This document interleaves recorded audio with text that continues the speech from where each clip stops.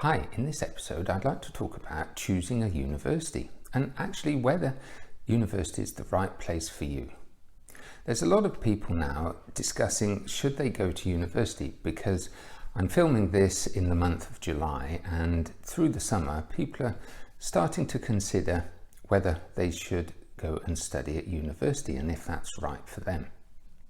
And especially as I'm filming this in 2002, we're going through the COVID-19 pandemic, and there's a lot of disturbance and disruption to people's lives because of that sad and unfortunate pandemic. And universities across the world have had to change slightly how they do things. So instead of a normal face-to-face experience, where students go to campus, physically live nearby and physically attend a classroom with a lecturer or an academic or a tutor in front of the class directing your learning and teaching and assessing you. A lot of universities now are considering and moving that learning and teaching online, and that's really not a new thing for many universities. I currently work for two UK universities, and both of them have significant online learning and have done so for several years right now.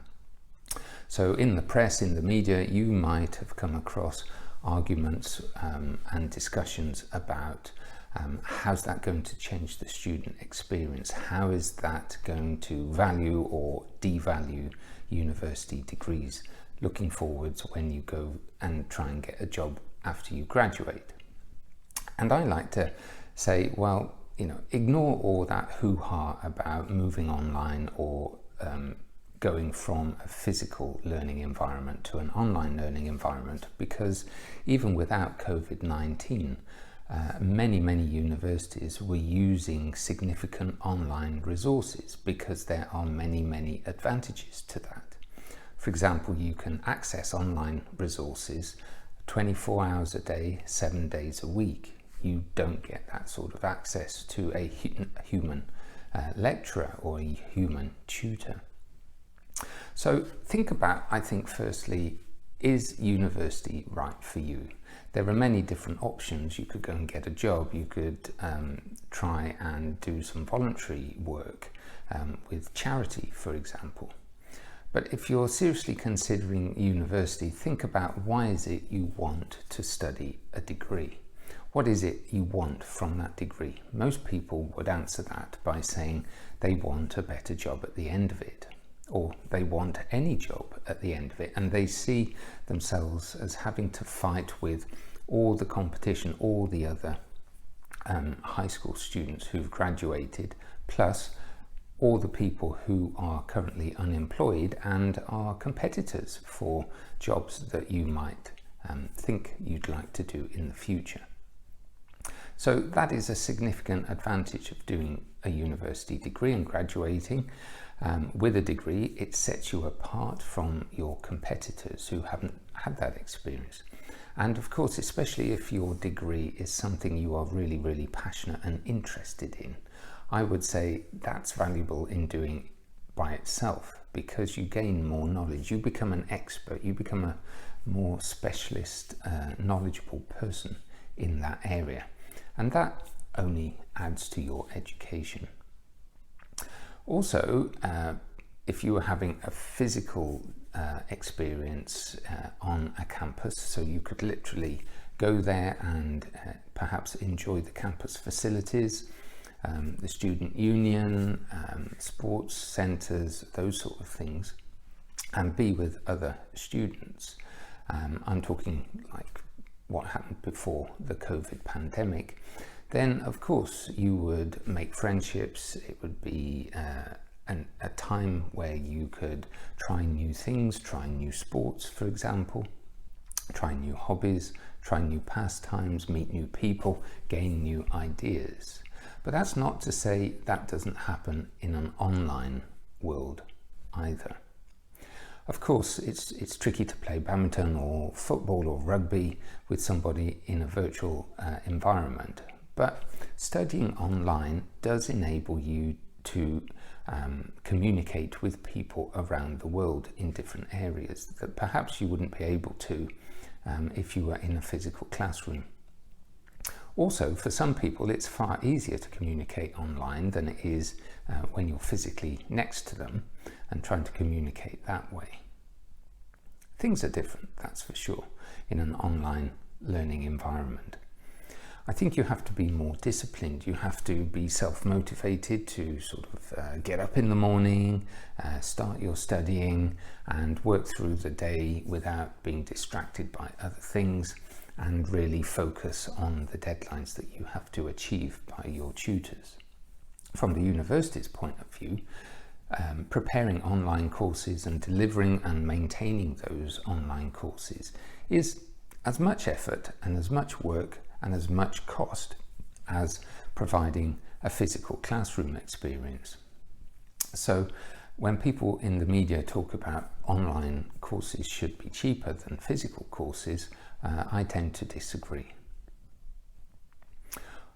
So think about, are you the sort of person that would gain and benefit from a university degree? And if the answer to that you think is yes, then now is the time to cast your net around the world and think about which is the best university for you to go to.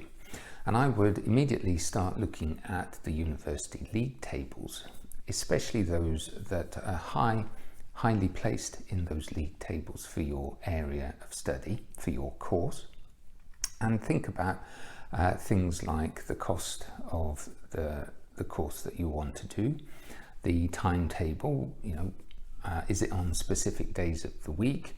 Are there going to be synchronous, so live learning and teaching and assessment events that you have to attend in real time? What about your home life and how would that impact on your study? Perhaps you should talk to your family or the people you live with and get prepared for when your course starts in terms of any commitments, any caring commitments you may have, and how's that going to work when you're studying. But also you'll need a physical space at home in which to do your studying. You're probably going to need a laptop, perhaps a printer, perhaps some books, some texts, perhaps an electronic e-reader like a Kindle or an iPad or another computer tablet, something like that. Also think about your financial situation. How are you going to pay the course fees? Perhaps you can talk with universities to pay on a monthly basis.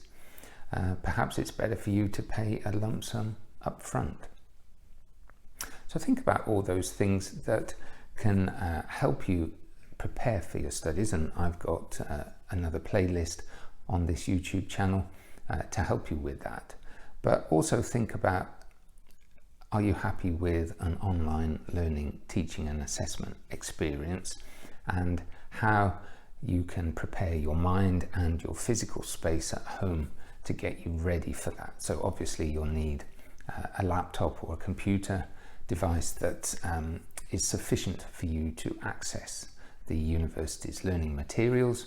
You'll need to communicate with your tutors as to when you are expected to study and what you're expected to do each week throughout the academic year, which normally starts in the UK in around the end of September until the following May.